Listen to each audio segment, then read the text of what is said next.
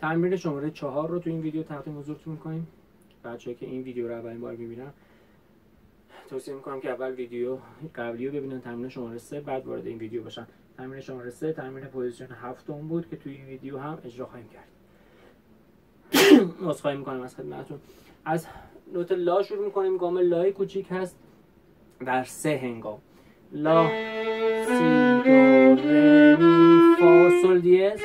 لا، سی، این شد یه اکتاف.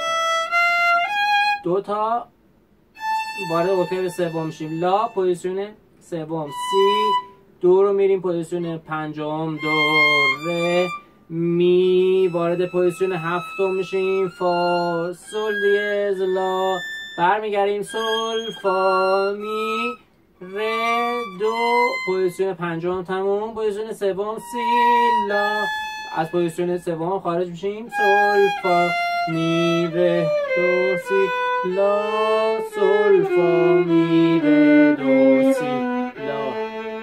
و اینکه آرش‌های مختلفش هم که اجرا میکنیم. آرشه شماره 1 که همون مدل عادی بود. آرشه شماره 2 نوتای لا جدا، بقیه با یه آرشه دوتا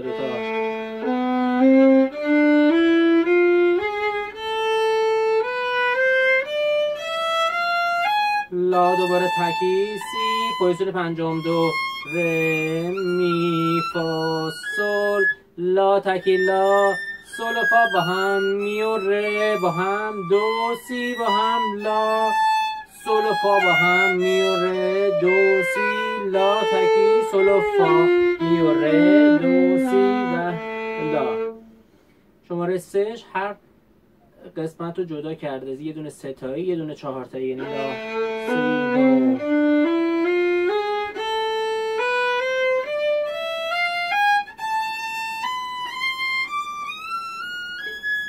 لا، سل، فا، می، ره، دو، سی، لا، سل، فا، می، ره، دو، سی، لا، سل، فا، می، ره، دو، سی. تمرین شماره 3 یک میزان کامل با یه آرشه زده. شماره 4 عذرخواهی میکنم. شماره 5 استاکاتو داریم. شماره 6 مثل شماره 3 ولی با استاکاتو نقطه. شماره 7 نوت اول جدا، بقیه استاکاتو. شماره 8 هم چیز سختی نداره، فقط اهمیتش این هست که خود شماره 4 و آرشه شماره 1 رو به صورت درست و تمیز اجرا کنین. بعد که تو دست جا افتاد ذره ذره سرعتش رو ببرین بالاتر و اینکه بتونین آرشه های مختلفش رو هم اجرا کنید.